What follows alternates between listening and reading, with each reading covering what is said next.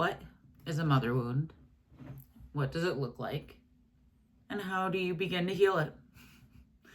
Those are some of the things I'm going to talk about in this video. And, well, let me say, my name is Crystal Hoban, aka Crystal Clear Mystic. And if you're searching this video and you found it, and it's something that you're actually interested in watching, I'm going to say to you that you most likely connect with the idea of having a mother wound or having some type of situation where your mom wasn't present, or feel like you have or are carrying some sadness from childhood associated with that relationship. And, you know, the relationship with our mom is so important. And it's really interesting because as a society, we put so much pressure on mothers to be perfect, to do all these things, right? And, you know, it's not their fault that they can't do all of the things they're expected to do.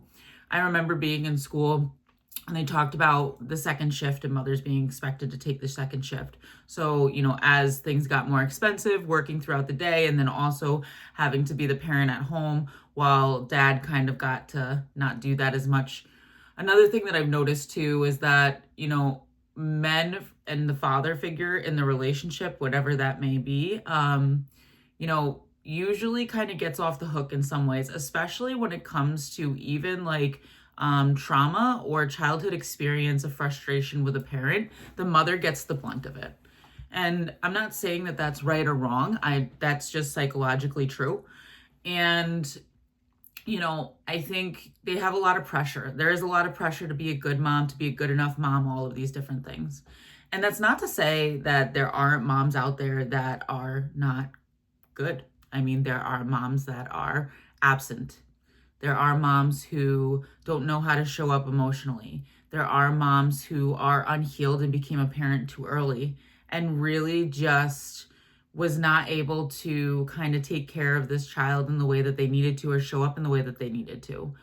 And a lot of that really comes down to them not being able to, first off, receive that themselves from their parents. So a parent cannot give you what they did not receive. They cannot provide you with what they did not receive themselves. And the other thing is too, is that, you know, when a parent is unhealed, anybody unhealed, we go into relationships and we kind of run amok.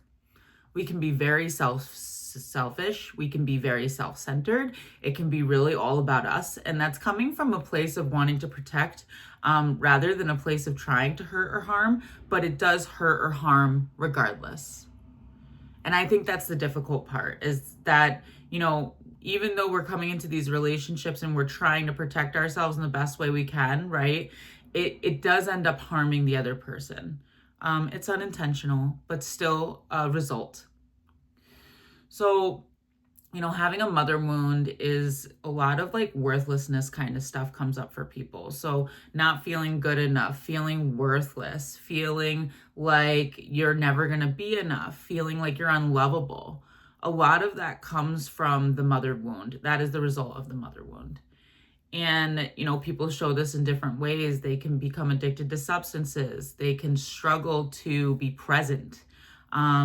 You know, have a really hard time being present and like showing up for themselves, have a hard time with routines, have a hard time like following through and taking care of themselves. May it be going to the gym regularly or eating healthier well, right? These things tap down into this idea of being good enough, right? Because if I felt good enough, then I would care about what I'm putting into my body. May that be food, drugs, whatever it is.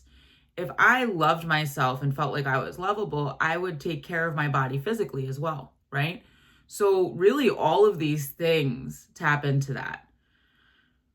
One of the more long-term things that come up too is that you end up in relationships that are unhealthy.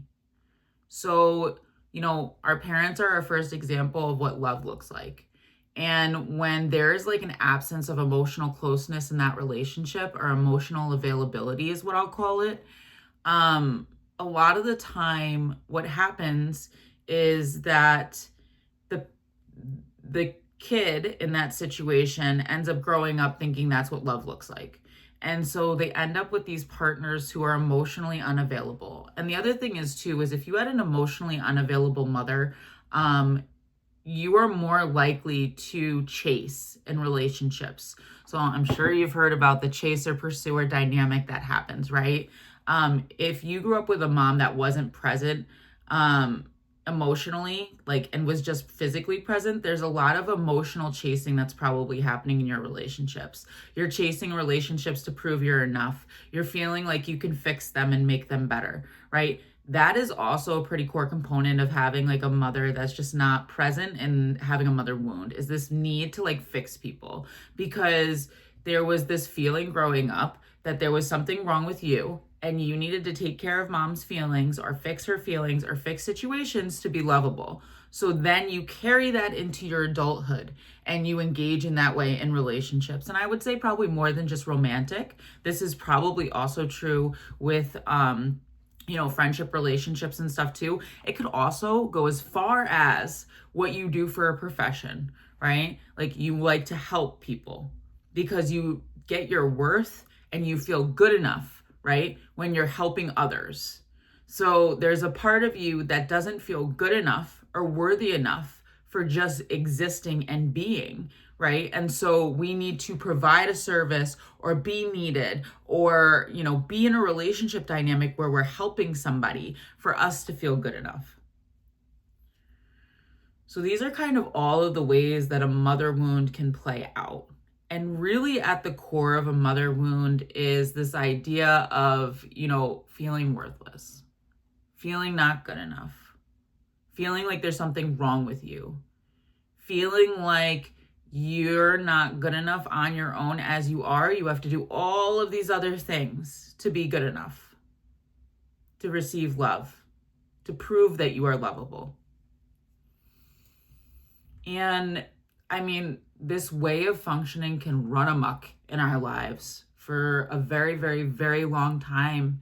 And the reality is that most things kind of like cause a lot of issues until we stop and we look at it and we figure out how to resolve it and fix it and what we need to do to resolve it or fix it, or also even just attend to and acknowledge what's happening, right?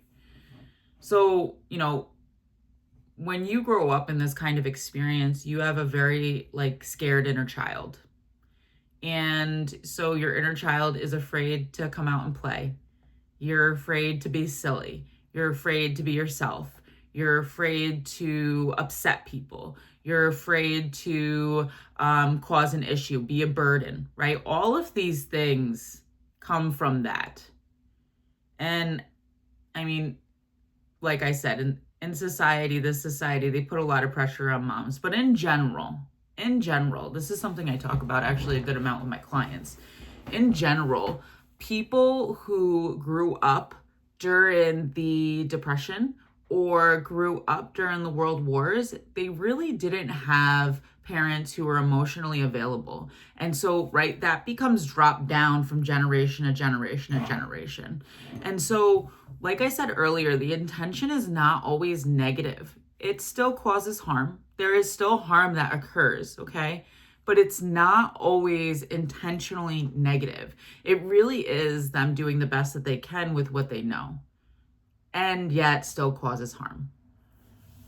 So another piece of this is kind of having to speak your truth and stand up for yourself and talk to your mom and talk to them about how they feel or how they make you feel, or how to kind of navigate that process, right?